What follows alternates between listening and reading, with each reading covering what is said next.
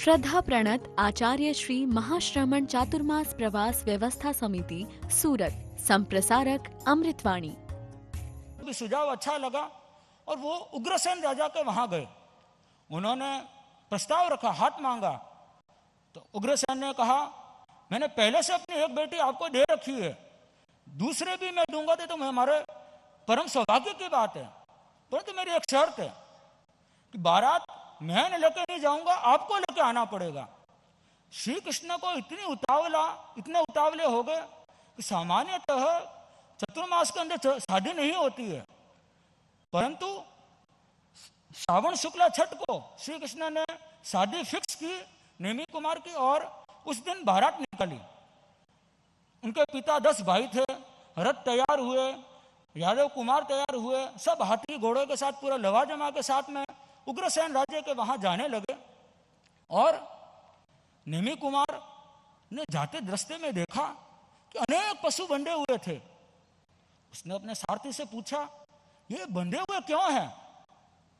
सारथी ने कहा कि उग्रसेन ने बहुत तैयारी की आपके शादी के लिए, अनेक प्रकार के पकवान बना है, इतने पशुओं की बलि है, खूब स्वादिष्ट भोजन है। नेमी कुमार ने सोचा मेरे एक शादी के लिए इतने अमुक जानवरों की बलि, ये तो सही नहीं है। उनका मन करुणा से भर गया और वे वापस पीछे मुड़ गए। पूरा का पूरा लवाजमा जा रहा था, सब में हड़बड़ी मच गई, ये क्या हुआ अचानक। अब ये पीछे द्वारिका की तरफ जाते हैं, आगे क्या होता है वो नम्रम कुमार जी बता पाएंगे। बनते राजीमती छांडी जिन राय, राजीमती छांडी जिन राय, शिव सुंदर सुप्रीतल गाय प्रभु नेम स्वामी, तू जगन्नाथ अंतरयामी। भगवान नेमी कुमार की विरक्ति से सब विस्मित थे। राजीमती जैसी युवती को बिना शादी किए ही छोड़ देना प्रबल आत्मबल का कार्य था। अनेक युवकों ने भी उनकी विरक्ति से स्वयं विरक्त होकर वे नेमी कुमार के साथ दीक्षित हो गए। उधर राजीमती ने जब अपने पति देव के रथ को तोरण से पीछे मुड़ते हुए देखा तो वह वहीं मूर्छित हो गई और सचेत होने के पश्चात विलाप करने लगी। अपने ही कर्मों को दोष देते हुए उन्होंने संकल्प लिया कि जिस पथ का अनुसरण नेमी कुमार ने किया है मैं भी वही पथ का अनुगमन करूंगी।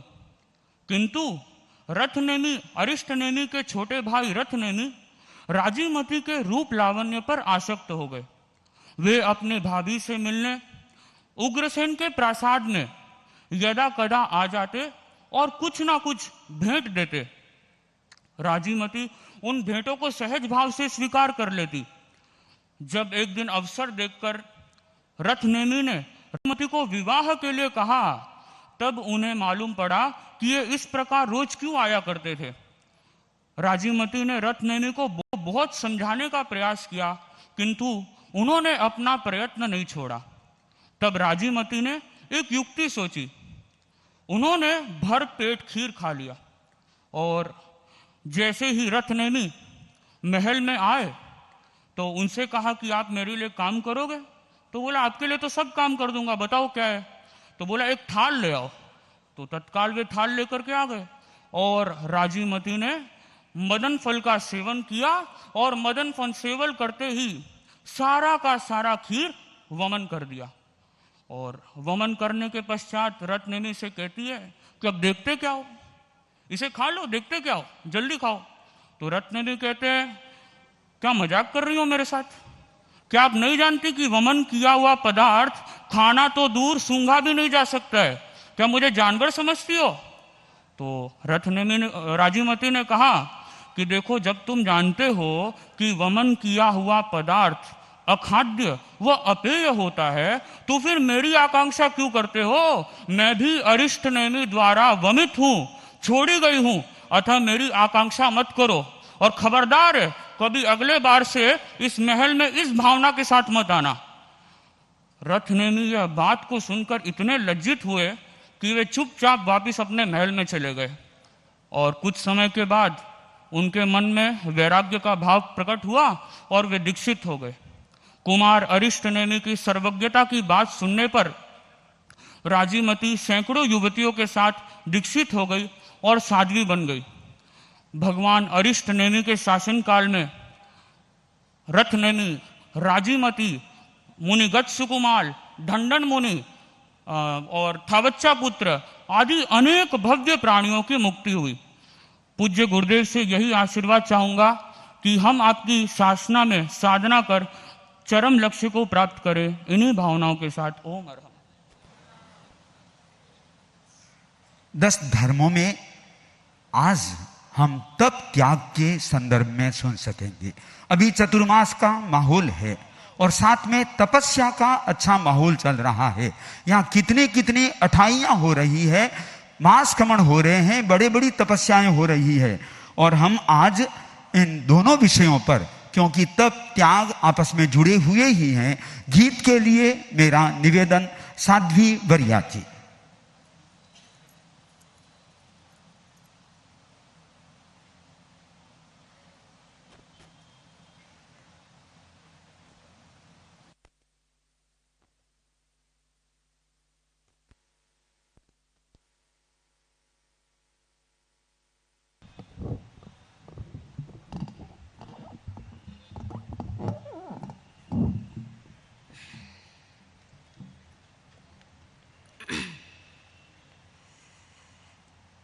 परम पावन परम पूज्य आचार्य प्रवर के श्री चरणों स्वभक्ति वंदना। श्रद्धेया साध्वी प्रमुखा श्री जी, आदरास्पद मुख्य मुनि प्रवर, साधु साध्वी वृंद, समणी वृंद, मुमुक्षु वृंद, भाइयों एवं बहनों,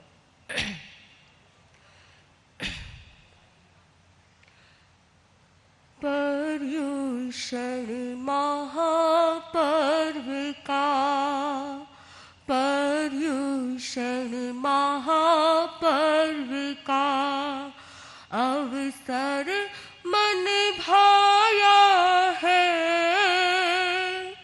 दुस्तर भव सागर तरने नर जीवन पाया है, नर जीवन पाया है। 10 धर्मों में सुंदर तप त्याग अनुत्तर है, तप त्याग अनुत्तर है, तप त्याग अनुत्तर है। तप से हो कर्म निजरा, तप से हो कर्म निजरा। शोधन बतलाया है, दुस्तर भव सागर तरने नर जीवन पाया है, नर जीवन पाया है। जो चाहो कर्म निरोधन, संवर पथ करो प्रयाण, संवर पथ करो प्रयाण, संवर पथ करो प्रयाण। है शक्ति त्याग की भारी, है शक्ति त्याग की भारी। ऋषियों ने गाया है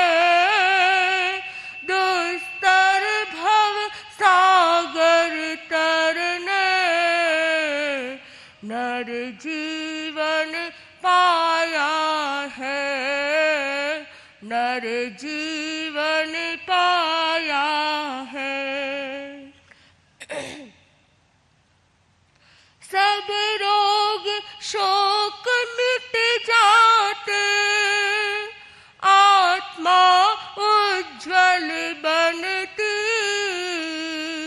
आत्मा उज्ज्वल बनती, आत्मा उज्ज्वल बनती। तप चित्त समाधि लाए, तप चित्त समाधि लाए, यह स्वर्ग गहराया है। दुस्तर भव सागर तरने, नर जीवन पाया है, नर जीवन पाया है। जब इंद्र चला था सपना, वैभव दिखलाने को, वैभव दिखलाने को। जब इंद्र चला था अपना, वैभव दिखलाने को, वैभव दिखलाने को। बन निपदशाण महत्यागी, बन निपदशाण महत्यागी, गौरव विकसाया है। दुस्तर भव सागर तरने, नर जीवन पाया है, नर जीवन पाया है। मैं बनूं व्रती सुश्रावक, मानव का लक्ष्य बने, मानव का लक्ष्य बने। मैं बनूं सुमंगल साधक, श्रावक का लक्ष्य बने, श्रावक का लक्ष्य बने। श्री महाश्रमण गुरुवर का, श्री महाश्रमण गुरुवर का संदेश सवाया है। दुस्तर भव सागर तरने, नर जीवन पाया है। तप की गंगा घर घर में, सूरत महकाया है, सूरत महकाया है। पर्युषण महापर्व का अवसर मन भाया है। दुस्तर भव सागर तरने, नर जीवन पाया है, नर जीवन पाया है। जप दिवस भी है। नमस्कार महामंत्रोच्चार पूज्य प्रवर।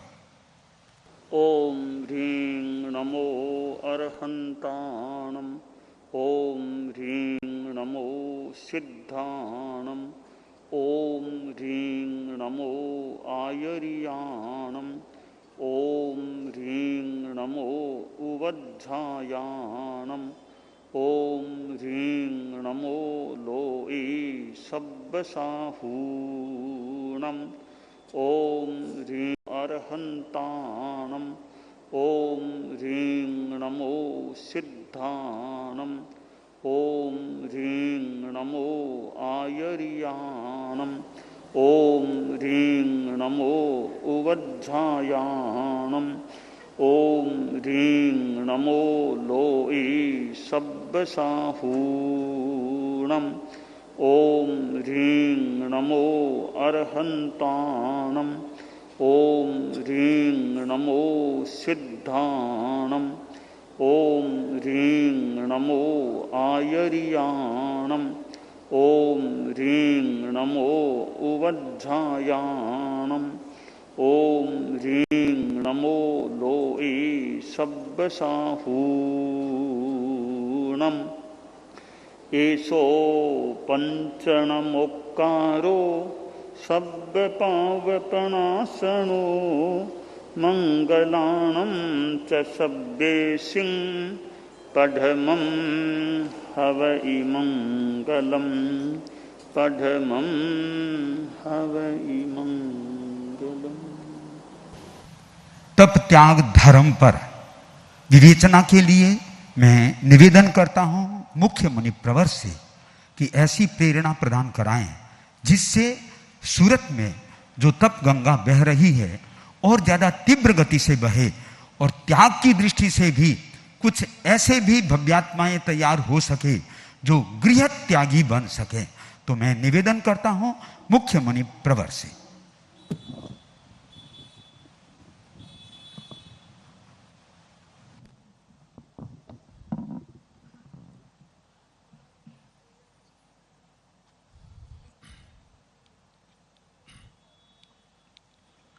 लज्जा दया संयम बंभचेरम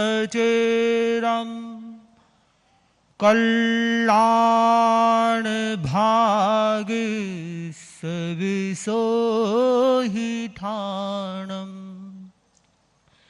जे में गुरु सयय मनुसासयन्ति ते हम गुरु सययं पूजयामि ते हम गुरु सययं पूजयामि ते हम गुरु सययं।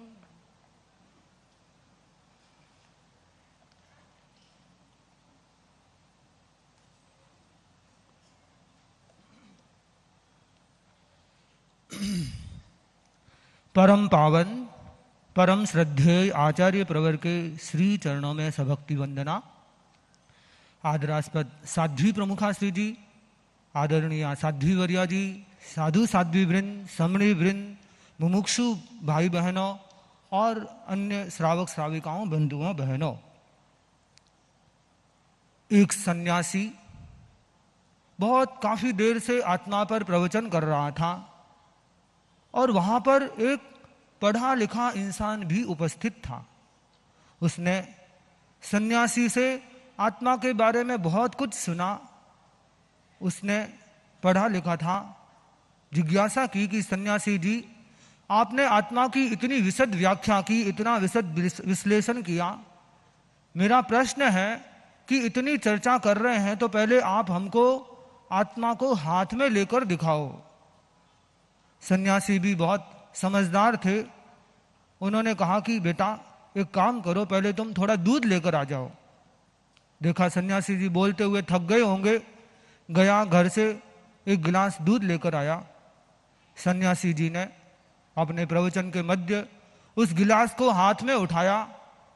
उठाकर कभी नीचे देखते हैं, ऊपर देखते हैं, आगे दाएं बाएं ऊपर नीचे बार बार देख रहे हैं। युवक बोला कि सन्यासी जी, आपको दूध पीने के लिए दिया है, देखने के लिए नहीं दिया है। जल्दी से दूध पीजिए और मेरे प्रश्न का उत्तर दीजिए।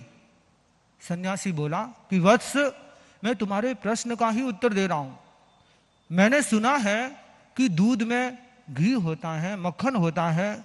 मैं देख रहा हूं, मुझे कहीं पर भी न तो घी दिखाई दे रहा है, न मक्खन दिखाई दे रहा है, कुछ भी नहीं दिखाई दे रहा। सन्यासी ने उसको संबोधित करते हुए कहा कि बेटा, जैसे इस दूध में दूध से घी बनता है, मक्खन बनता है, वह ऐसे ही नहीं दिखाई देता। वैसे ही आत्मा को पाने के लिए, आत्मा को जानने के लिए, आत्मा को देखने के लिए पहले इस शरीर को तपाओ, खपाओ, जमाओ, साधना के द्वारा सिद्धि प्राप्त करो, तुम्हें भी आत्मा का साक्षात्कार हो सकता है। तो यह पर्युषण का पर्व जो आत्मा के निकट आने की प्रेरणा देने वाला महापर्व है, और इस संदर्भ में तप और त्याग धर्म की चर्चा बहुत ही सटीक बैठती है, क्योंकि तप और त्याग दो ऐसे मार्ग हैं जिसके माध्यम से हम आत्म साक्षात्कार कर सकते हैं। तप से अतीत के पाप कर्मों का प्रक्षालन होता है, अनागत भविष्य की वासनाओं का विसर्जन होता है, और व्यक्ति की आत्मशक्ति का संवर्धन होता है, देह की आसक्ति का विसर्जन होता है, शरीर का तेज बढ़ता है और अपूर्व कर्मों की निर्जरा होती है। इसलिए शास्त्रकार कहते हैं, भवकोड़ी संचियम कम्मम तवसा निज्जरिज्जयी, करोड़ों करोड़ों भवों के संचित कर्म भी तप के द्वारा निर्जरित हो जाते हैं। और तप वही कर सकता है जिसके अंतराय कर्म का क्षयोपशम होता है। तप को परिभाषित करते हुए बताया गया, तवो नाम ताव यति अट्ठ विहम कम्म गंठिम नासे तित्तिवुत्तम भवई। जो हमारी 8 प्रकार की कर्म वर्गणाएं कर्म है, उन कर्मों को जो क्षय करता है वह तप होता है। साथ में तप को इस रूप में भी समझ सकते हैं कि जितना जितना शुभ योग है, शुभ योगस तप, वह सारा का सारा तप योग है। कोई व्यक्ति सोचे कि सिर्फ उपवास करना ही तप है, उपवास मेरे से नहीं होता है, किंतु चिंता का विषय नहीं है। तप बहुत विशद है। शास्त्रकारों ने, आगमकारों ने तप को 12 प्रकार से वर्णित किया है, बाह्य और आभ्यंतर के रूप में। कोई व्यक्ति उपवास करता है वह तप है, कोई व्यक्ति उनोदरी खाने में कमी करता है वह भी तप है, कोई अभिग्रह संकल्प का प्रयोग करता है वह भी तप है, और कोई विगय का वर्जन करता है वह भी तप है। 12 प्रकार में 1/3 पार्ट तो आहार के संदर्भ में ही है। और परम पूज्य आचार्य भिक्षु तो फरमाते थे, ऊनोदरी में गुण घना। कोई व्यक्ति मानो 28 मास खमन करने का सामर्थ्य नहीं रखता है, किंतु ऊनोदरी तप तो हर व्यक्ति कर सकता है। अपने खाने में थोड़ी सी भी कमी करना ऊनोदरी तप हो जाता है। तो ये 12 प्रकार के तप में जो ये 4 प्रकार हैं वो प्रेरणा देते हैं कि हम आहार का संयम करें। सिर्फ 8 दिन 28 कर ली, मांस खमन कर लिया, इतना ही तप नहीं। यह तप हमारा आहार का संयम रूपी तप वर्ष पर्यंत चलता रहे, साल भर चलता रहे। तो आहार का संयम, उसमें भी विवेक कि ऐसा आहार नहीं करे जिससे हमारे स्वास्थ्य को हानि पहुंचे, ऐसा स्वास्थ्य आहार नहीं करे जिससे मस्तिष्क को नुकसान हो, भीतर में नकारात्मक विचारों का प्रादुर्भाव हो, अपितु ऐसा आहार करें जिससे स्वास्थ्य आदि की हानि भी नहीं हो और आत्मा का विकास होता रहे। जैसे कोई व्यक्ति अच्छा जीवन जीना चाहता है, दीर्घकालीन जीवन जीना चाहता है, उसके लिए आहार का संयम जरूरी है। तो उसके साथ जो 10-12 प्रकार की ये जो तप के प्रकार हैं, उसमें आगे के तप हमको कषाय विवेक की प्रेरणा देने वाले हैं कि हम प्रति संलीनता की साधना करें, इंद्रियों को प्रति संलीन रखें, कषायों को कंट्रोल में रखें और अपने मन वचन काया का निग्रह करें। कोई व्यक्ति स्वाध्याय करता है, ध्यान करता है, कायोत्सर्ग का प्रयोग करता है, वह भी तप है। यों देखें तो तप का दायरा बहुत विस्तृत है, बहुत विस्तृत है। व्यक्ति किसी भी प्रकार के तप में अपने आप को नियोजित कर सकता है। प्रति संलीनता तप के अंतर्गत जो कषाय विवेक का सूत्र दिया गया है वह अपने आप में बहुत महत्वपूर्ण है। ये पर्युषण का पर्व जो हमें कषाय मुक्ति की प्रेरणा दे रहा है, उसमें यह तप का प्रकार, कषाय विवेक का प्रकार, जो क्रोध है वो व्यक्ति की प्रीति को नाश करने वाला है।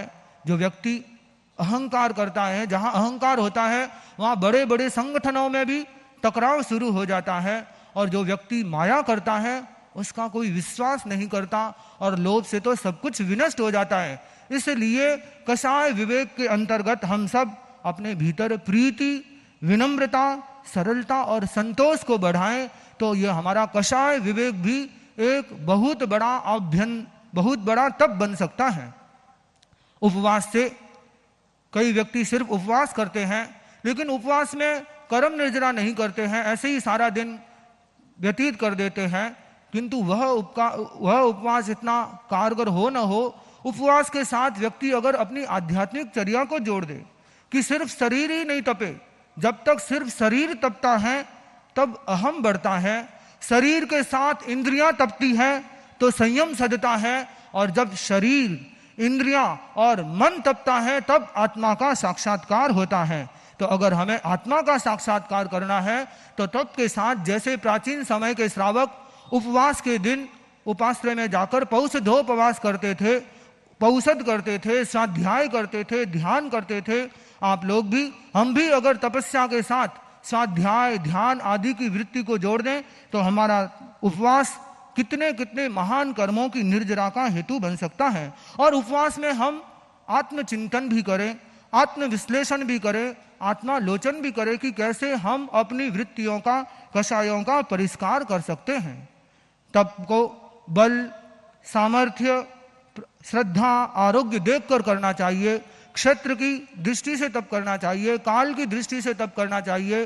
तप की दृष्टि से ये चतुर्मास का काल बहुत विशिष्ट है, इसमें वर्षा ऋतु में तप करना भी बहुत सुखकर होता है। और सूरत में हम देखते हैं कितने कितने तपस्वी प्रतिदिन तपस्या का प्रत्याख्यान कर रहे हैं, तो ये तपस्या अपने आप में एक बहुत बड़ा सम्मान का सूचक है। लोग तपस्या में प्रभावना बांटते हैं, किंतु तपस्या स्वयं प्रभावना है, तपस्या स्वयं सम्मान है।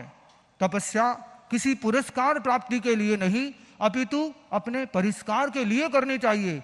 तपस्या निदान के लिए नहीं, निर्जरा के लिए करनी चाहिए। तपस्या स्वार्थ की दृष्टि से नहीं, अपितु परमार्थ की दृष्टि से करनी चाहिए। तपस्या प्रदर्शन के लिए नहीं, स्वदर्शन के लिए करनी चाहिए। जो व्यक्ति इस प्रकार का तप करता है वह अपना आत्मशोधन कर सकता है, जीवन जागरण कर सकता है और बंधन मुक्ति की ओर अग्रसर हो सकता है। जैसे निर्जरा बहुत आवश्यक है, तप बहुत आवश्यक है, वैसे ही सिर्फ कर्मों को साफ ही नहीं करना, उन कर्मों का निरोध भी आवश्यक है। वंदे गुरुवरम।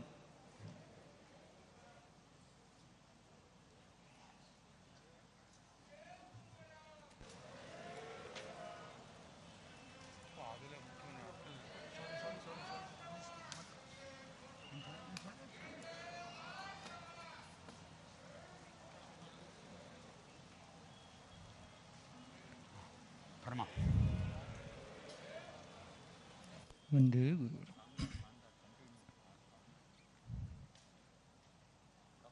10वीं श्रमण धर्म का तप धर्म और त्याग धर्म साधु के संदर्भ में त्याग को परिभाषित करते हुए बताया गया। अपने सांभोजिक साधुओं को भोजन आदि का दान देना यह साधु के लिए त्याग धर्म है। और प्रत्याख्यान को परिभाषित करते हुए भाष्य, चूर्णी, टीका आदि में बताया गया, परिहरणीय वस्तु प्रति आख्यानम प्रत्याख्यानम, त्याज्य वस्तु के प्रति गुरु साक्षी से निषेधात्मक कथन को प्रत्याख्यान कहते हैं।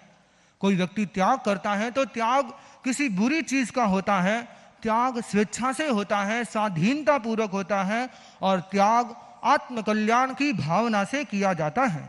जिस वस्तु का त्याग किया जाता है उसका मन में भी नहीं लाना चाहिए। जैसा अभी आप लोगों ने अरिष्ट नेमी की घटना प्रसंग में सुना, राजीमती जी ने कितना सुंदर ढंग से बताया कि वमन किए हुए को पीने की इच्छा नहीं करना, अर्थात जिसका त्याग कर लिया उसको भोगने की जो इच्छा नहीं करता वह महापुरुष बन जाता है। और त्याग के संदर्भ में स्वाधीनता का निर्देश दिया गया है। एक घटना आती है, चंद्रगुप्त मौर्य के समय उसने नंद को बाहर कर दिया। नंद का अमात्य था सुबंधु। सुबंधु चाणक्य से द्वेष रखता था। एक दिन वह चंद्रगुप्त मौर्य के पास पहुंचा और निवेदन किया कि आप मुझे धन नहीं देते हैं, किंतु जो आपके हित की बात है मैं बताना चाहता हूं, चाणक्य ने आपके मां की हत्या कर दी। ढाई से भी चंद्रगुप्त ने जानकारी की। जैसे ही चाणक्य राज दरबार में पहुंचा, राजा की दृष्टि कुपित थी। चाणक्य समझ गया कि राजा की कोप दृष्टि है, अब यहाँ रुकने में सार नहीं है। तत्काल वहां से गया, अपनी धन संपत्ति सब में बांट करके गोकुल में जाकर इंगिनी मरण संथारा स्वीकार कर लिया। और इधर राजा को जब ढाई के द्वारा सारी बात मालूम हुई और ये सब संथारा करने से पूर्व चाणक्य ने सुगंधित द्रव्य मंगाया, सुगंधित द्रव्य को से एक पत्र लिखा, पत्र लिखकर मंजूषा के अंदर, मंजूषा इस प्रकार 4 मंजूषाओं में डाला और उसको कोठे में डाल के उसको अच्छी तरह बंद कर दिया। चाणक्य जब इंगिनी वरण की ओर प्रस्थित हो गया, चंद्रगुप्त मौर्य और अमात्य वह सुबंधु था, वह भी वहां पहुंचा और उसने राजा से कहा, राजा जी मैं चाणक्य की पूजा कर दूं। और पूजा के बहाने उसने बहुत सारी सामग्री मंगाई और वहां पर आग लगा दी। चाणक्य का तो वहीं पर प्राणांत हो गया। और इधर अमात्य सुबंधु चाणक्य के घर पहुंचा और उसने उसके कोठे को खोला, मंजूषा को खोला, उसमें वह पत्र लिखा हुआ था। पत्र पढ़ा, उसमें लिखा हुआ था कि इस पत्र को जो भी पढ़ेगा सूंघेगा और सूंघने के बाद वह व्यक्ति अगर स्नान करेगा, महती सैया पर शयन करेगा, आभूषणों पर धारण करेगा, यान पर चलेगा, साधु की तरह नहीं रहेगा, उसकी मृत्यु हो जाएगी। उसने उसकी परीक्षा ली और परीक्षा में जिस व्यक्ति पर प्रयोग किया वह व्यक्ति मर गया। अब वह सुबंधु साधु की तरह रहता है, किंतु उसके त्याग नहीं होने के कारण, स्वेच्छापूर्वक स्वाधीनता पूर्वक त्याग न होने के कारण उसका वह त्याग नहीं कहला सकता। त्याग वही होता है जहां पर स्वेच्छा से त्याग किया जाता है। और जब हम प्राचीन समयों के घटनाक्रमों को देखते हैं, रामायण आदि के घटना प्रसंगों में राजा महाराजा किस प्रकार दीक्षा ले लेते थे। कीर्तिधर राजा वज्रबाहु का प्रसंग आता है कि उसने शादी करने के लिए गया, घर पहुंचा नहीं, उससे पहले ही दीक्षा स्वीकार कर ली। राजा कीर्तिधर ने तो अपने पुत्र बहुत छोटा था उसमें दीक्षा ले ली और उसके पुत्र ने तो उसका बेटा गर्भ में था तब दीक्षा ले ली। इस प्रकार जिसके भीतर वैराग्य की भावना होती है, भोग को त्यागने की भावना होती है, वही व्यक्ति त्याग कर सकता है। इसलिए कहा गया, नास्ति राग समम दुखम नास्ति त्याग समम सुखम। राग के समान दुख नहीं है, त्याग के समान कोई सुख नहीं है। तो व्यक्ति के भीतर यह संकल्प जगे कि हम त्याग की चेतना को जगाएं, क्योंकि जितना भोग है वह दुख को पैदा करने वाला है, पाप कर्मों का बंधन कराने वाला है, और जितना जितना त्याग है वह व्यक्ति को सुख का राजमार्ग दिलाने वाला है।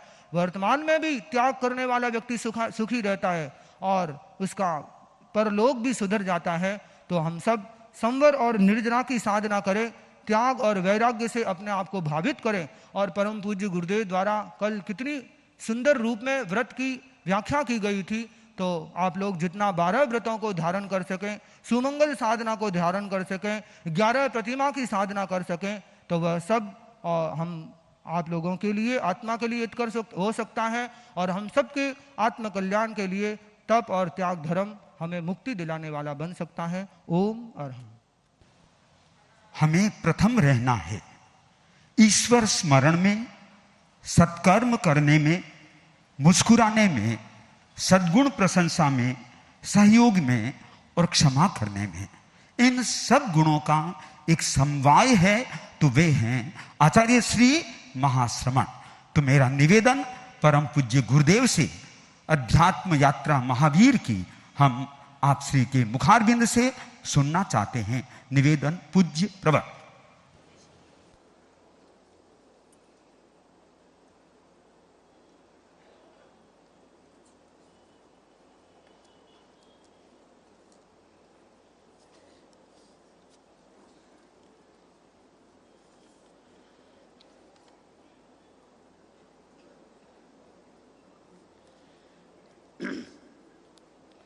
महावीर तुम्हारे चरणों में श्रद्धा के कुसुम चढ़ाए हम, ऊंचे आदर्शों को अपना जीवन की ज्योति जगाए हम।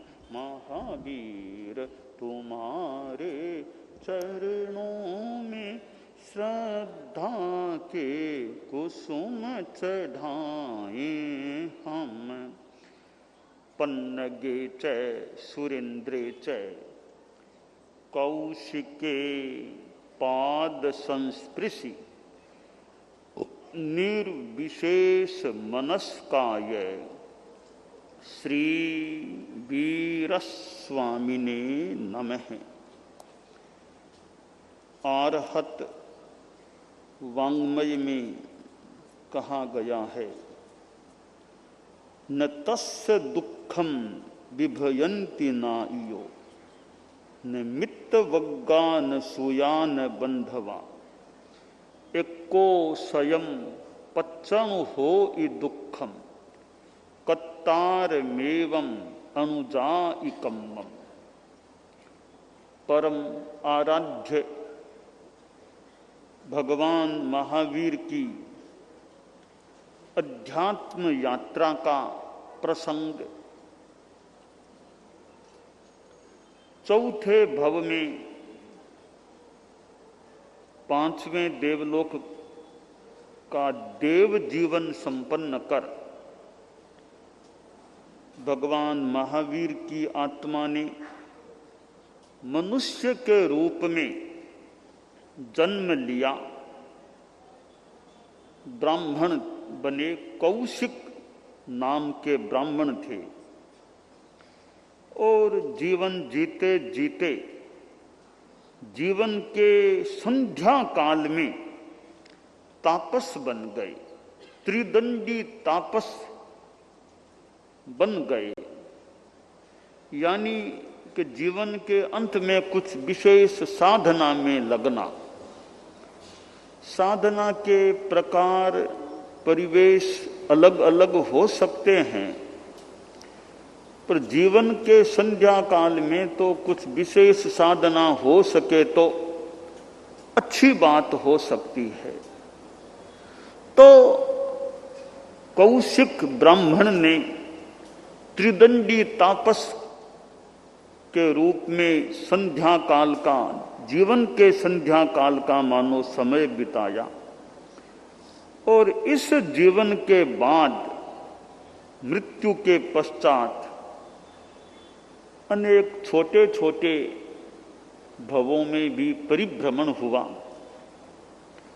और फिर जो हमारे निर्धारित ये भव हैं उनमें छठे भव में फिर वे ब्राह्मण बनते हैं। पुष्य मित्र नाम होता है।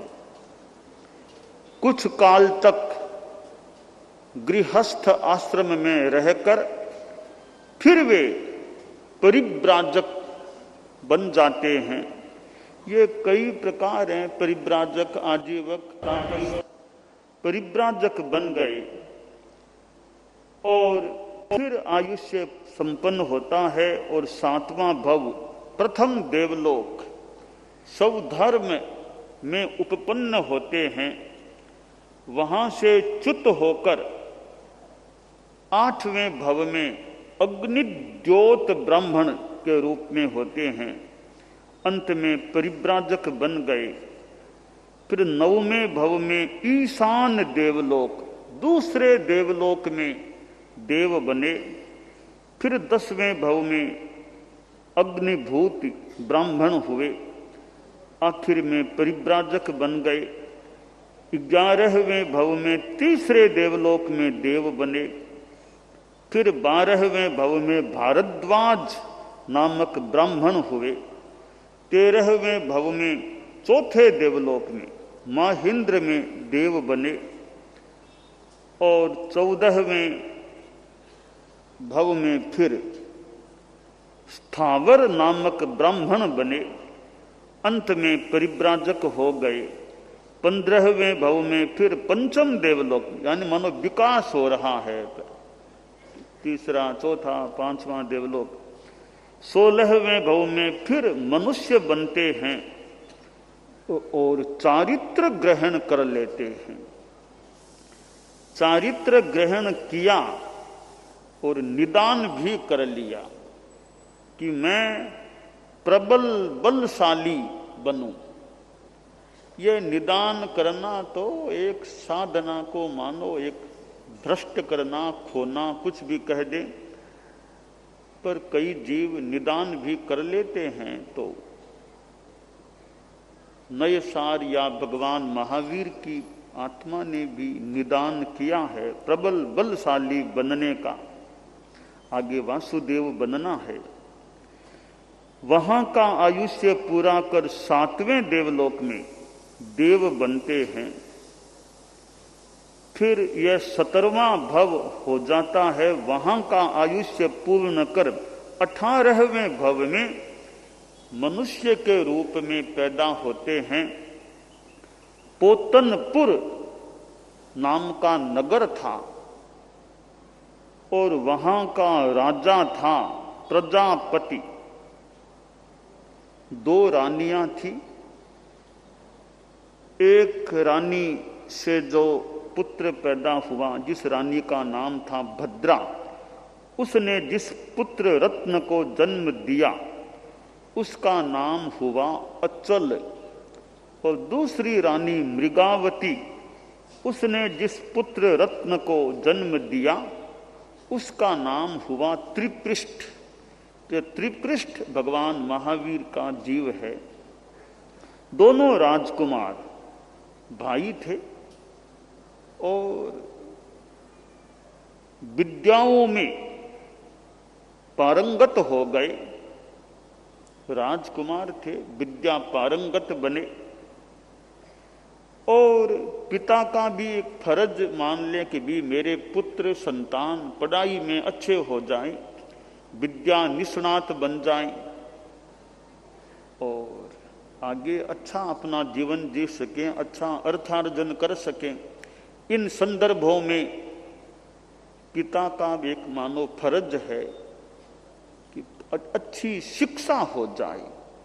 आज कितने बच्चे शिक्षा के लिए आउट ऑफ इंडिया, भारत के बाहर भी जाते हैं, भारत में भी जगह जगह जाते हैं, पढ़ते हैं।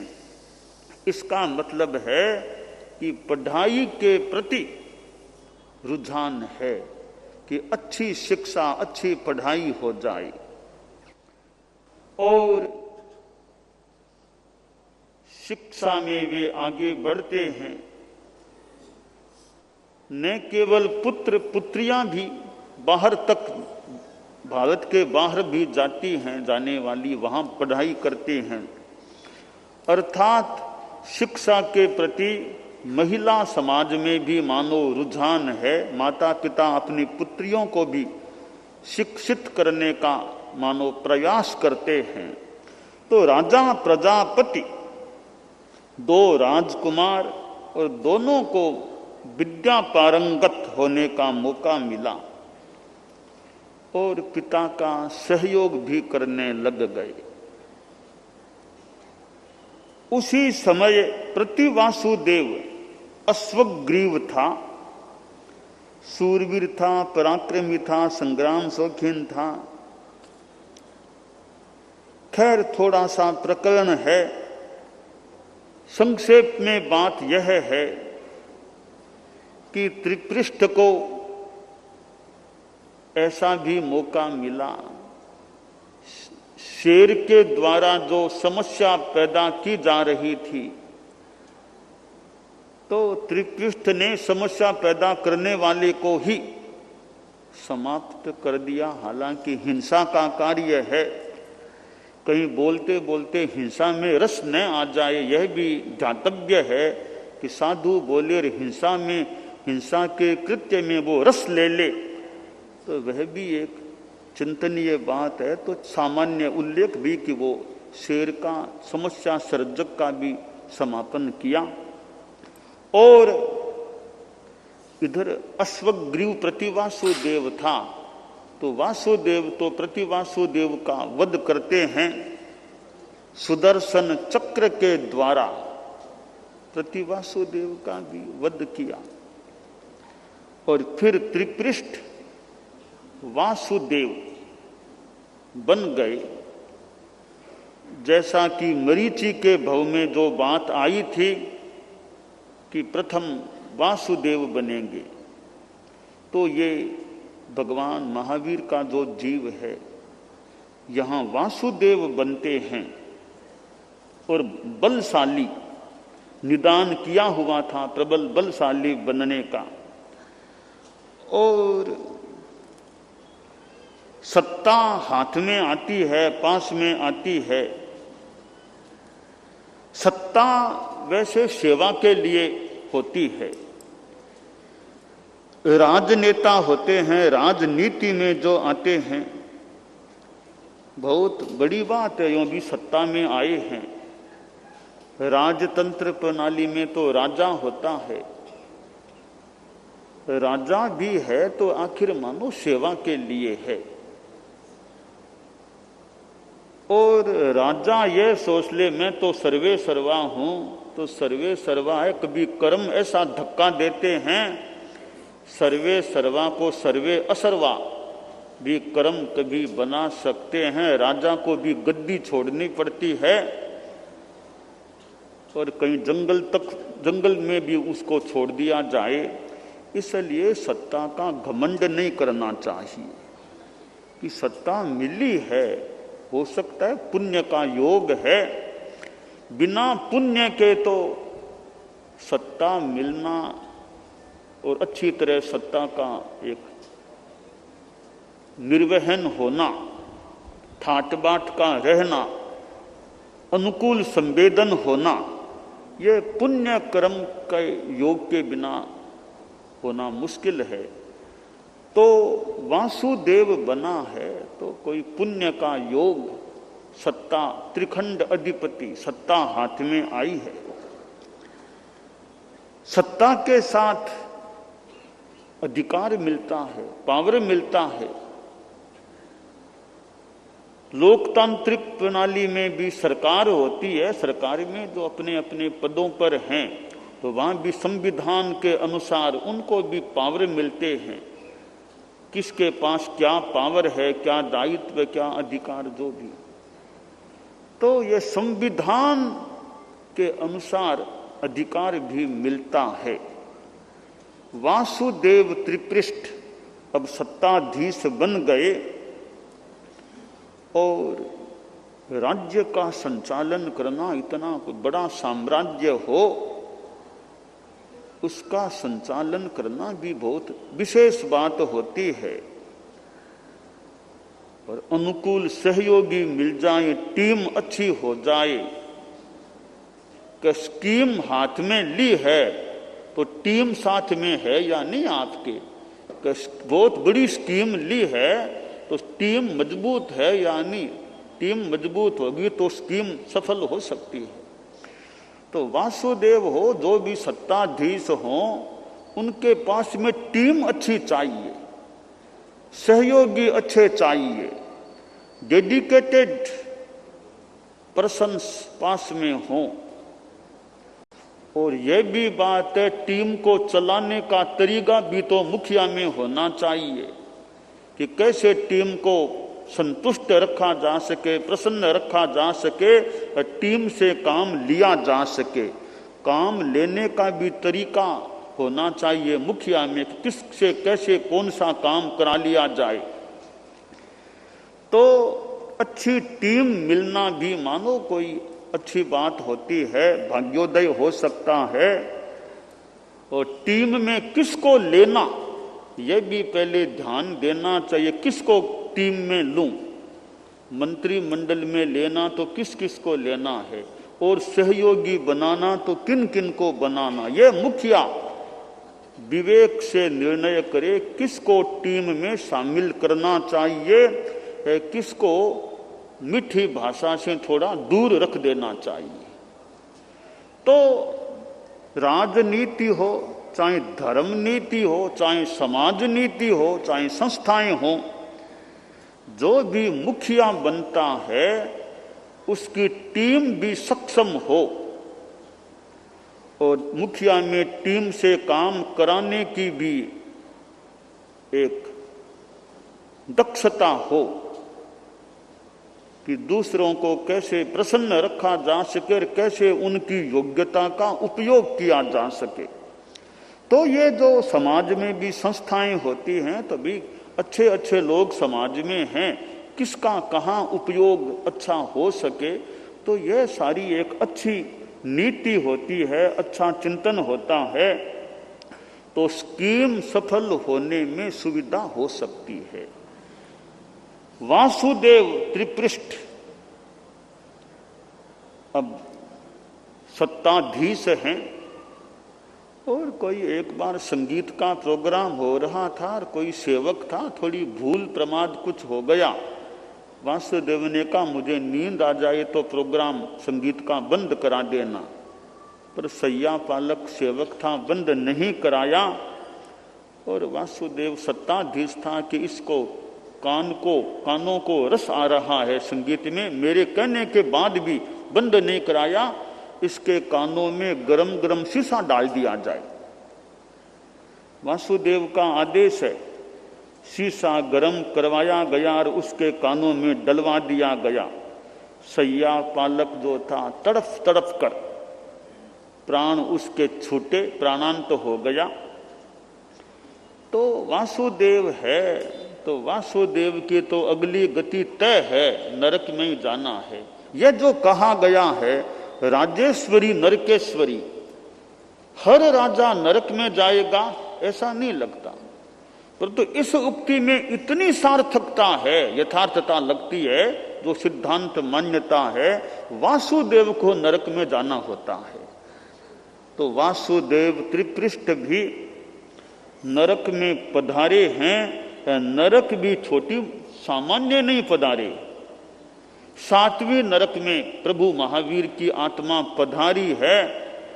इस बात को यों भी ले लें कि 7वीं नरक भी मानो भगवान महावीर के पगलियों से मानो, और तो प्रभु है तो कम प्रभु का इस रूप में भी कि 7वीं नरक को भी भावी तीर्थंकर को भी वहां रखने का या रहने का मौका मिला। बाकी तो कर्मों का योग है। कत्तार मेवम अनुजाई कम्मम, कर्म अपने कर्ता का अनुगमन करते हैं तो त्रिपृष्ठ को 7वीं नरक में, और आयुष्य भी जघन्य नहीं, मध्यम नहीं, उत्कृष्ट आयुष्य 33 सागरोपम के आयुष्य के साथ वहां उपपन्न हुए हैं। वहां का भी आयुष्य पूरा होता है। अब 19वां भव तो सप्तम नरक का, 20वें भव में शेर बनते हैं, सिंह बनते हैं। 7वीं नरक से निकले हैं तो तिर्यंच गति में पधारे, आए, शेर बने। शेर फिर आगे नरक में जाता है।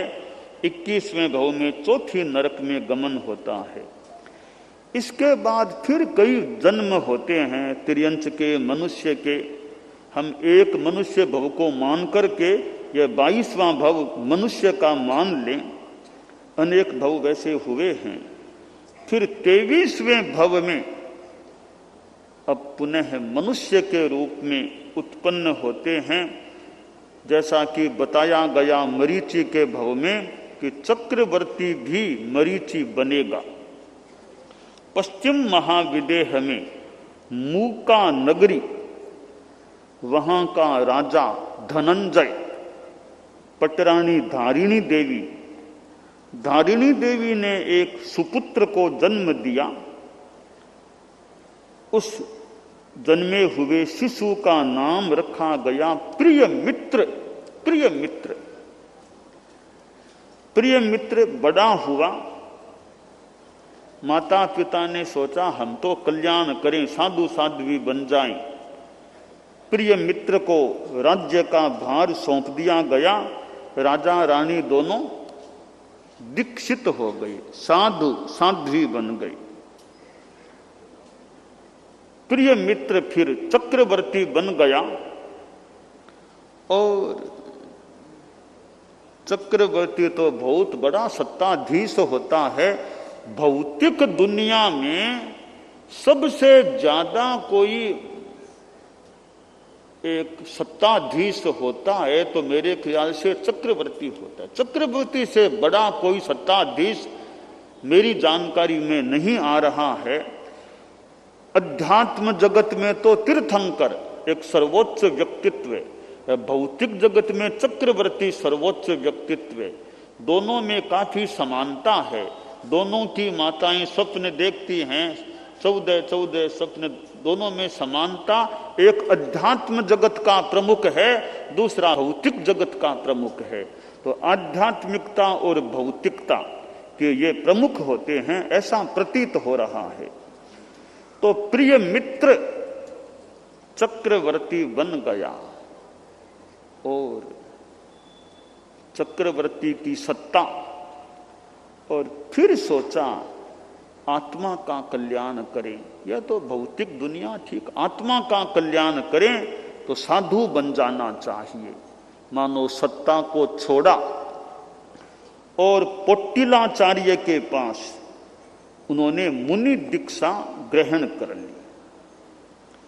फिर आयुष्य पूरा होता है और 24वें भव में, 23वां भव चक्रवर्ती प्रिय मित्र का, 24वां भव 7वें देवलोक में महाशुक्र में उपपन्न हुए और 25वें भव में फिर मनुष्य बनते हैं। छत्रा नामक नगरी थी, महाराजा जितशत्रु और महारानी भद्रा थी। पुत्र का जन्म हुआ, राजकुमार नंदन, नंदन नाम रखा गया। जितशत्रु ने सोचा नंदन अब तैयार यानी बड़ा हो गया, इसको भार सौंप दूं, मैं अपनी साधना में लगूं। तो नंदन को राजा बना दिया। राजा जितशत्रु स्वयं साधु बन गया। नंदन राजा अब सत्ता में है।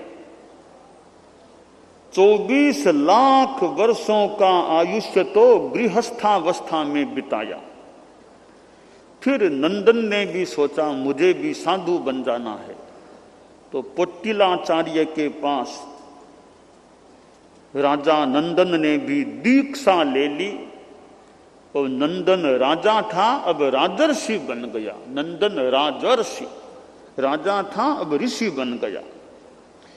1 लाख वर्षों का संयम पर्याय रहा, 1 लाख वर्षों तक।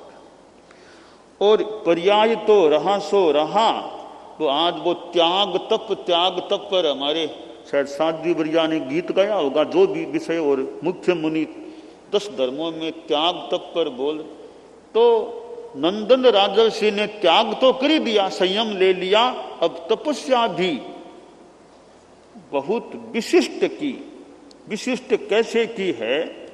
1 लाख वर्षों का संयम पर्याय रहा, उसमें अध्ययन भी किया, 11 अंगों का भी अध्ययन किया, ऐसा उल्लेख है।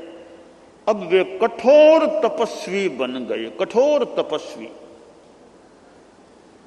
कठोर तपस्वी। हमारे धर्म संघ में भी, हालांकि इनकी तुलना की बात नहीं है, कई कई बड़े तपस्वी अतीत में इतिहास में देखें कितने तपस्वी हुए हैं। कोई तपस्वियों का एक विवरण कोई तैयार करे कि तपस्वी कितने संत हुए हैं, कितनी साध्वियां हुई है, कि 13 पंथ के तपस्वी, 13 पंथ की तपस्वी चारित्रात्मिक संत कितने हुए हैं, साध्वियां कौन कौन हुई है। तो आज तक के इतिहास में अनेक अच्छे तपस्वी संत और अच्छी अनेक तपस्विनी साध्वियां हमें यशस्वी होते हैं, तो तपस्वी भी होते हैं, यशस्वी भी होते हैं, अनेक रूपों में यशस्वी।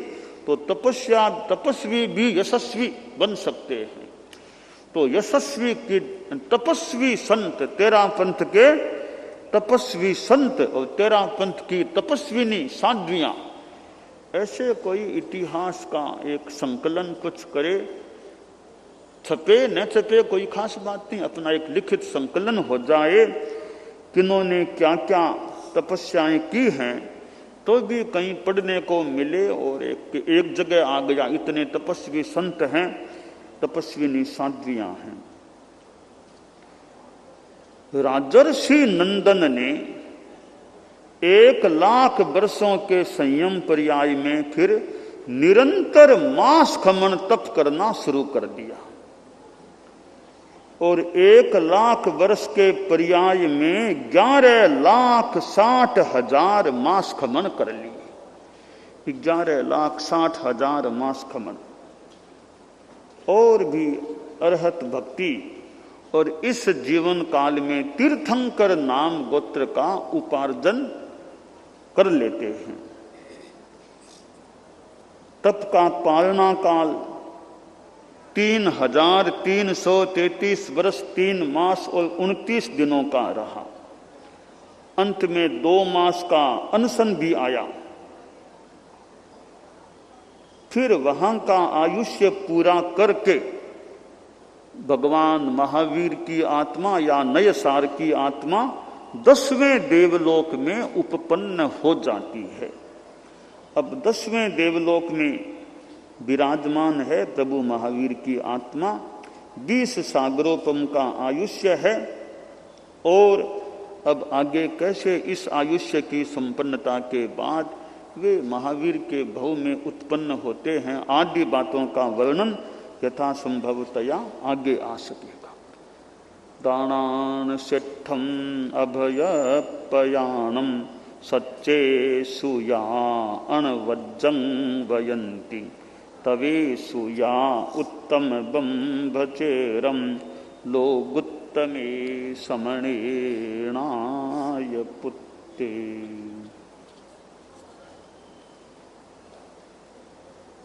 च इत्ता भारहम वासम चक्रवर्ती महिधियो संति संति करे लोए पत्तो गई मनुत्तरम। पर्यूषण पर्वाधिराज की दिवस व्यवस्था के अंतर्गत आज 6ठा दिन है और जप दिवस है। जप एक बड़ा आसान प्रयोग है साधना का। एक कोविण मुक्कारो जिणवर वस हस्य बद्ध मानस्य संसार सायरा ओ तारे नरंग व नारिंगवा। भी एक भी नमस्कार करते हैं तो निर्जरा का लाभ मिल सकता है। जो तीर्थंकर आत्माएं हुई हैं, अरहत हुए हैं, उन्हें नमस्कार करने से लाभ मिल सकता है। और अमंत्र मत्सरम नास्ति नास्ति मूल मनौषधम अयोग्य है पुरुषो नास्ति योजकस्तत्र दुर्लभ है। कि कोई अक्षर नहीं है ऐसा जो अपने आप में मंत्र न हो। कोई ऐसा मूल नहीं है जो दवाई न बन सके, औषध न बन सके। सामान्यतया कोई ऐसा प्राय आदमी नहीं जिसमें कोई न कोई अर्हता न हो। योजकस्तत्र दुर्लभ है। योजन करने वाला, संयोजन करने वाला, कौन से अक्षरों को मिलाने से क्या मंत्र बन जाए, किस मूल के किस प्रकार उसको दवाई के रूप में काम लिया जाए, किस आदमी को कहाँ नियोजित किया जाए, यह कार्य करने वाला योजक आदमी मिल जाए तो कितनों का किस रूप में उपयोग हो सकता है। तो यह जप की बात है कि जप यानी जन्म, जय यानी जन्म, पे यानी प्रनाश, जन्म मरण का नाश करने वाला आध्यात्मिक जप बन सकता है। भाव शुद्धि का एक अच्छा साधन यह जप का प्रयोग बन सकता है। नवकार मंत्र है, बस जपते रहो। खास करके यूं तो सभी के लिए अच्छा है ही, जो ज्यादा वृद्ध हो जाएं, ज्यादा बैठे भी न रह सके, लेटे रहते हैं प्राय, तो लेटे लेटे बस थोड़ा भले स्वाध्याय करें या थोड़ा जप करते रहो, नवकार का जप करते रहो। और एक ही पद का भी करें, नमो सिद्धानम नमो सिद्धानम। श्वास लेते समय नमो, छोड़ते समय सिद्धानम। श्वास ले रहे हैं नमो, छोड़ रहे हैं सिद्धानम नमो सिद्धानम नमो सिद्धानम। मन ही मन जप करते रहो ताकि भाव शुद्ध रहे। सिद्ध सिद्ध कभी सिद्ध बनना है। तो यों ज्यादा वृद्ध हों या अस्वस्थ हैं और कुछ विशेष अब ज्यादा हो नहीं पाता, तो बस जप करते रहो। अब पास में कोई बातें करने वाले आए न आए, अब कौन कितना किसके पास आने वाले आ भी जाएं, कि वो एक दोहा है, तुलसी पास गरीब के को आवत को जात, एक विचारो श्वास है आत जात दिन रात। कि औरत कोई आए न आए, जब तक श्वास शरीर का योग है, आयुष्य का योग, श्वास आता है जाता है, तो श्वास के साथ जप को जोड़ दें। नमो सिद्धानम, और कोई पास में आए न आए, बस अपना जप चलता रहे, बस आत्मा में ज्यादा रहें। तो ज्यादा वृद्ध हैं, बहुत रुग्ण हैं, लेटे रहते हैं, वो अपना जप करते रहे, आत्मा की शुद्धि हो, कर्म निर्जरा हो, भावना बस सिद्धों के साथ जुड़ जाए। और दीर्घ श्वास साथ में जितना हो सके, दीर्घ श्वास में नमो सिद्धानम का जप चलता रहे। ऐसे हमारे कितने स्तोत्र भी हैं, भक्तामर, कल्याण मंदिर आदि आदि, उनका भी यूं अच्छा स्वाध्याय भी हो सकता है। हमारे यहाँ गीतों में अनेक भिक्षु मारे प्रगत्याजीर, ऐसे कई गीत हैं। तो हम आत्मशुद्धि के लिए नवकार मंत्र जैसे पाठ करते रहें,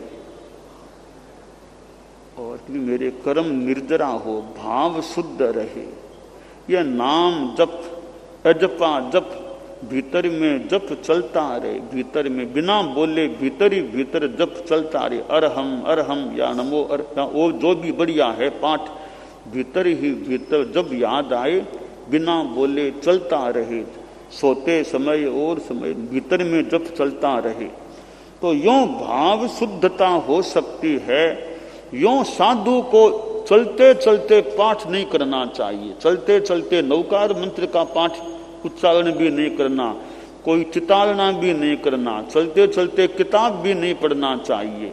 हमारी परंपरा के संदर्भ में और आगम के अनुसार इंद्रियत्थे विवज्यता सज्जायम चेव पंचहा तम मुत्ति तत्पुरकारे, तो ये उपयुक्त होकर के चलना, स्वाध्याय करना वर्जित है।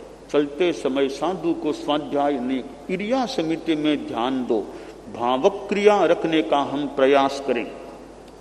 तो यों जप पाठ के रूप में एक जगह करें। और नवकार मंत्र की एक माला तो हमारे साधु साध्वियां भी हैं, हम एक माला तो सामान्यतया रोज नवकार मंत्र की हो जानी चाहिए। तो नवकार मंत्र है हमें जैन शासन में जो मिला है, तो मुख्य बात भाव शुद्धि है, और उसके लिए हम जप करें। ऐसे स्वाध्याय का भी अपना महत्व है। अपनी अपनी परिस्थिति देख लेनी चाहिए कि मैं जप में ज्यादा रहूं या स्वाध्याय में रहूं या सेवा में रहूं। अब सबका अपना अपना महत्व है। अब सक्षम है शरीर से, सेवा के लायक हो, सेवा देने के लायक हो, तो सेवा करो। कि भी तुम्हारे लिए सेवा करना ठीक है, तो वो भी बहुत बढ़िया काम है। और संतों की यथा योग्य सेवा करो, सक्षम शरीर है, उपयोग करो। तो साध्वियां भी है भी, सेवा भी एक बड़ा कार्य है। सक्षम अवस्था में सेवा भी करने का यथा योग्य प्रयास करें। और अब सेवा तो नहीं कर सकते भी, शरीर अक्षम हो रहा है या इतनी क्षमता नहीं है, तो तपस्या करो जितनी कर सको। और इधर स्वाध्याय करो, में भी आगम पढ़ो, अच्छा स्वाध्याय करो। तो ये स्वाध्याय, सेवा, तपस्या, जप, ध्यान, ऐसे कई प्रयोग हैं। तो द्रव्य क्षेत्र काल भाव के अनुसार किसको किस में ज्यादा लगना चाहिए, किसको कितना क्या करना चाहिए, इसका चयन करके जो आगम जो है ना, बलम धामम च पेहाय श्रद्धा मारोग्य मप्पणो खित्तम कालम च भिन्नाय तह पानम निजुंजय। अपना बल देख लो, श्रद्धा आरोग्य देख लो, क्षेत्र काल कैसा ध्यान दे लो। फिर अपने आप को मुझे किस कार्य में लगना चाहिए, वो अपना बड़ों से गाइडेंस भी लिया जा सकता है, खुद भी चिंतन किया जा सकता है कि मैं किस कार्य में अपने आप को ज्यादा नियोजित करूं। तो जैसे बहुत वृद्ध हैं, अक्षम हैं, ने ज्यादा पढ़ना संभव, तो वो अपना जप करते रहो, स्वाध्याय जप में ज्यादा रहो, कर सको उतना तप कर लो। सक्षम है, अभी यात्रा कर सको यात्रा करो, विहार करो, धर्म प्रचार करो, काम करो, गोचरी जाओ, लोगों को संभालो, उपदेश दो, प्रचार काम करो, उसमें लगो। तो ये द्रव्य क्षेत्र काल भाव देख करके निर्णय करना चाहिए मुझे किस में ज्यादा समय लगाना चाहिए। सबको एक ही प्रकार के कार्य में लगना आवश्यक नहीं है, किसके लिए कौन सा कार्य योग्य है वो कहना योजक तत्र दुर्लभ है। वो योजक भी तुम्हें इसमें लगना चाहिए, तुम्हें यह करना चाहिए। तो हमारे जैसे छोटे संत हैं, छोटी साध्वियां हो, प्रतिभा अच्छी, अभी अध्ययन करो, महाप्रज्ञ श्रुताराधना में आ सको तो उसमें आओ, और कोई ये महिला मंडल वाला तत्वज्ञान का पाठ्यक्रम है, तेरापन जो भी, उसमें लग जाओ, अच्छा ज्ञान हो जाए ऐसा प्रयास करो। अनेक माध्यमों से अनेक और भाषाओं का भी ज्ञान किया जाए, और कई हमारे 10वीं 12वीं ये जो भी जिसके लिए जो योग्य है तो उसमें अध्ययन में भी अपने आप को वे लगाएं। जो छोटे हैं अभी सेवा भी करो, काम भी करो, थोड़ा साथ में अध्ययन भी करो, क्यों पढ़ाई शिक्षा भी अच्छी हो जाए तो बढ़िया है। बाकी तो अपनी प्रतिभा है, अपनी कुछ रुचि है। तो जो हमारे छोटे कई संत हैं, कोई साध्वी जी भी हो सकती हैं, वो तो यहाँ है, न्यारा में है, अपना स्वाध्याय में अध्ययन में भी समय लगाना चाहिए, ताकि एक अच्छा शिक्षा हो जाए, विकास हो जाए। अच्छी शिक्षा होती है, फिर भाषण देना, व्याख्यान देना, बातचीत करना, लिखना, इनमें प्रभावशीलता भी आ सकती है। पढ़ा लिखा नहीं है तो बात भी कितने अच्छे स्तर की कर पाएगा, भाषण कितना बढ़िया दे पाएगा, व्याख्यान कितना। तो पढ़ाई शिक्षा है, आगम आदि का अध्ययन और भाषा का भी अध्ययन है, तत्व ज्ञान है। तो पढ़ाई शिक्षा का भी अपना महत्व है। और कईयों में इसमें रुचि नहीं या प्रतिभा इतनी, वो अपना और सेवा के काम में लगे, गोचरी पानी और सेवा करना, दवाई लाना और करना, इन कार्यों में लगे। निर्जरा हो, धर्म संघ को लाभ मिले सेवा का, कि दवाई लाना कितनी दूर से लाना है, किलोमीटर 3 है 4 है, अभी हम ला सकते हैं, तो जाओ वो काम करो, बढ़िया है। तो अपना जीवन है उसका अच्छा उपयोग हो, इस पर हमें ध्यान देते रहना चाहिए कि मेरे जीवन की उपयोगिता ज्यादा से ज्यादा बनी रहे। तो यह जप है वह भी एक अच्छा साधना का, धर्म का ऐसे प्रयोग है। और सुबह अगर जल्दी उठना हो जाए तो स्वाध्याय कर लो, जप भी कर लो। पश्चिम रात्रि का समय, पूर्व रात्रि में भी कुछ जप आदि जितना अनुकूल हो अपनी परिस्थिति के अनुसार वो भी कर सकते हैं।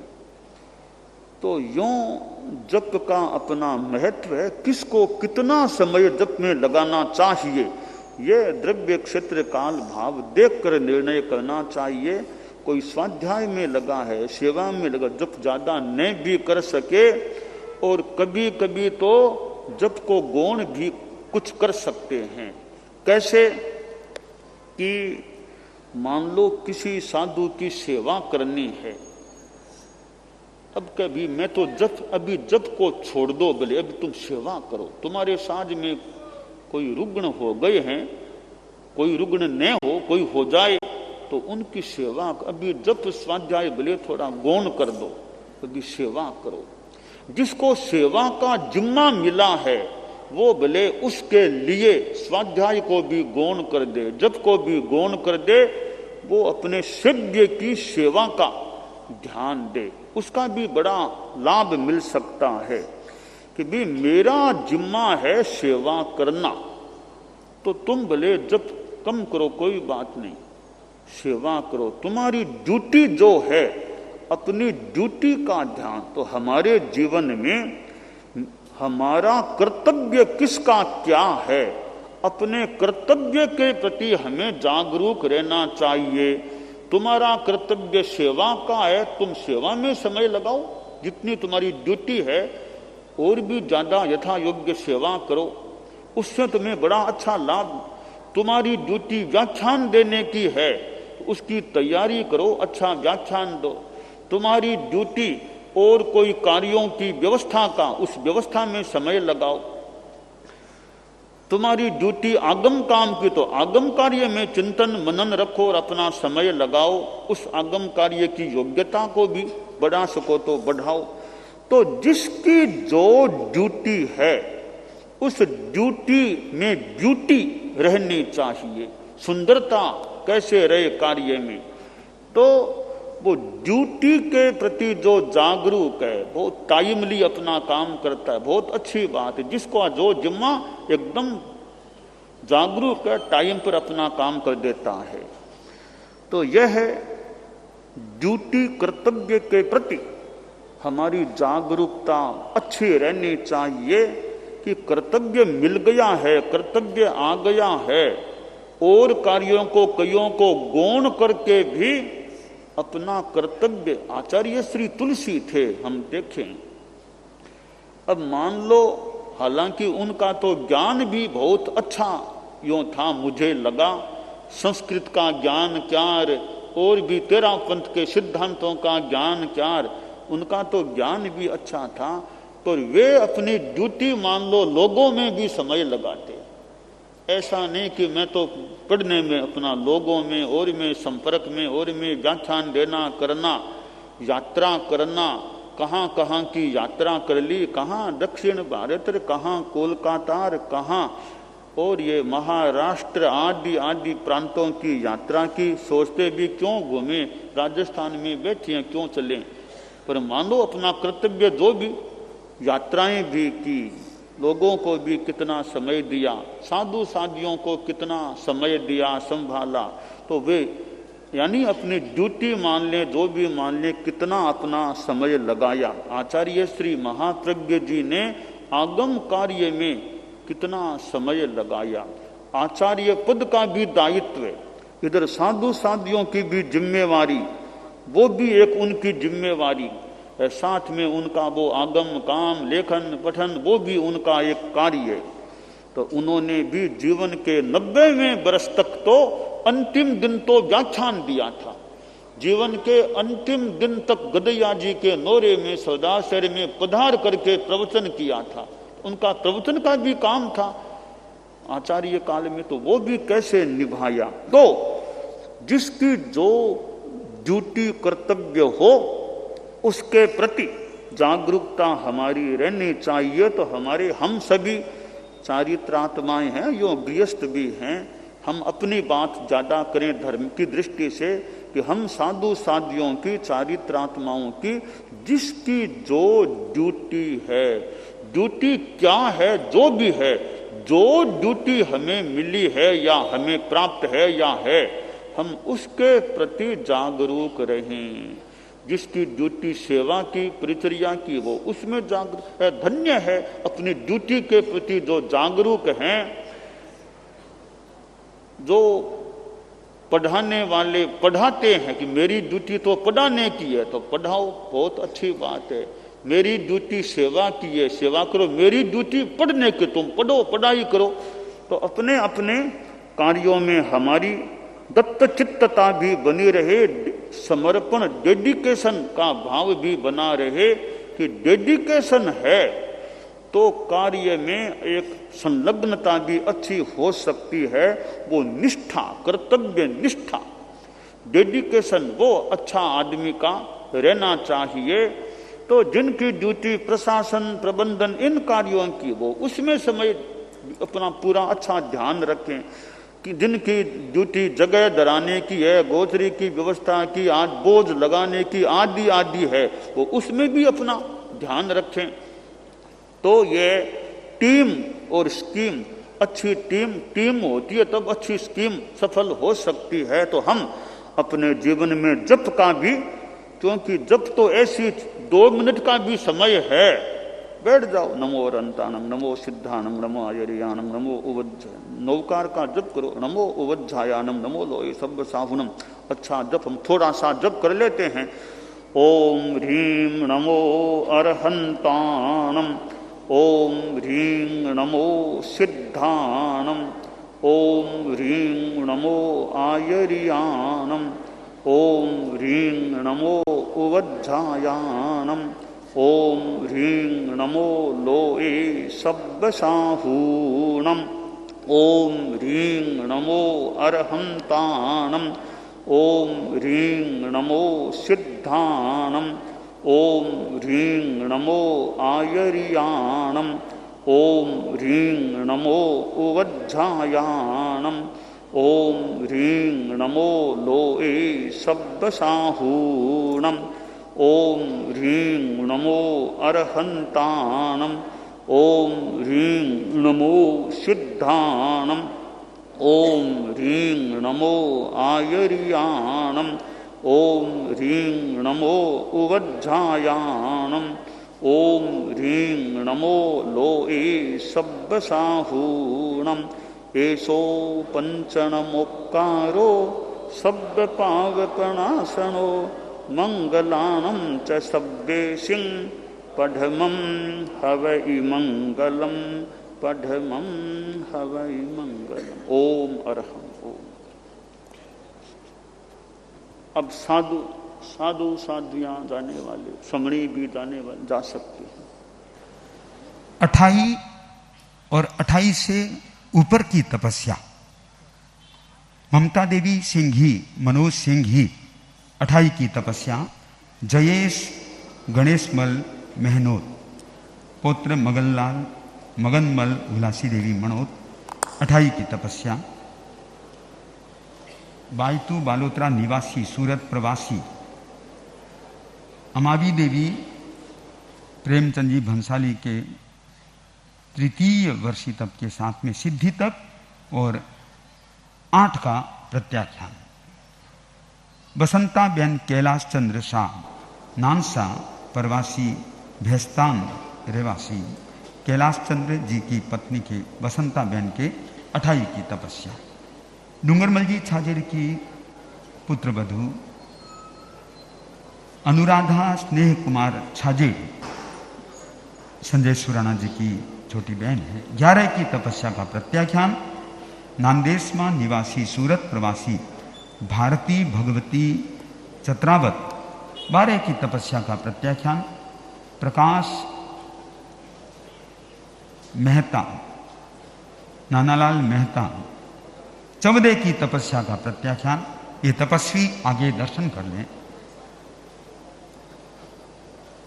ललिता गणेश लाल जी कुमट, ये 18 की तपस्या का प्रत्याख्यान करने के लिए उपस्थित हो रहे हैं। थामला सरबत, पारलू निवासी, सूरत प्रवासी गौतम जी बाफना की धर्म पत्नी पवनी देवी गौतम जी बाफना 23 की तपस्या का प्रत्याख्यान। इधर पारसमल जी संचेती चलथान सूरत की सुपुत्री, और ये मनोहर लाल जी बुलिया चंदराज सूरत प्रवासी पुत्रवधू। प्रियंका मनीष बुलिया ये मौन के साथ में ये तपस्या भी कर रही है। और 27 की तपस्या का प्रत्याख्यान। ये शंकरलाल जी पितलिया देवरिया खेड़ ब्रह्मा निवासी, ये इनकी बेटी है।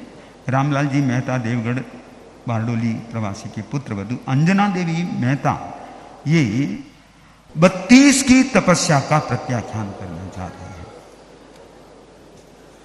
और वो यदि उपस्थित हो तो मांगीलाल भंसाली उपस्थित हो तो आगे करें। और भी उपवास, बेला, तेला, चोला, पंचोला, 6, 7 आदि तपस्या का प्रत्याख्यान करना चाहें वे अपने स्थान पर परम पूज्य गुरुदेव से प्रत्याख्यान कर सकते।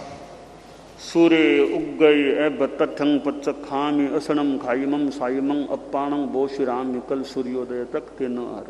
त्याग मंगल पाठ।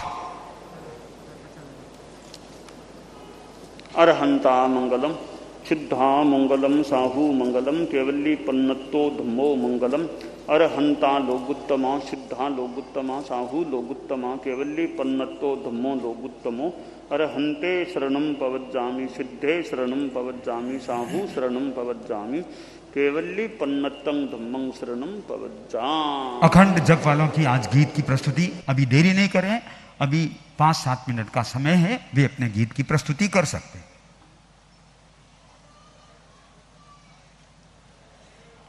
और वो सूचना देना है टेप का वो कोई करना तो